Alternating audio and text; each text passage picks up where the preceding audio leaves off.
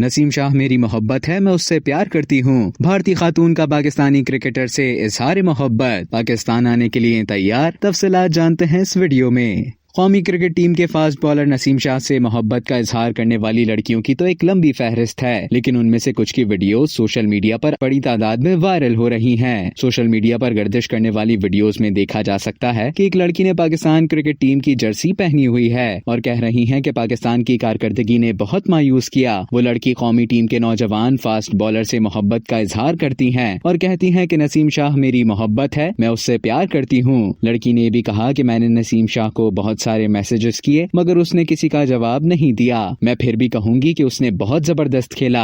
कौमी cricket team के fast bowler Naseem Shah से भारतीय लड़की नंदिनी गुप्ता ने भी मोहब्बत का इजहार किया। भारतीय लड़की ने कहा कि नसीम से शादी का पूछूंगी, अगर कभी जाती तौर पर उनसे मिली तो बेहोश हो जाऊंगी। उनके लिए पाकिस्तान जाने को भी तैयार हूँ। मैं दुबई में रहती हूँ लेकिन स्टेडियम नसीम शाह को देखने आती हूँ। मैंने उनको इंस्टाग्राम पर मैसेज भी किया था। अब तक के लिए इतना ही। मजीद खबरों और न्यूज अपडेट्स के लिए डेली जंग के यूट्यूब चैनल को सब्सक्राइब करें और फेसबुक के पेज को लाइक करना ना भूलें।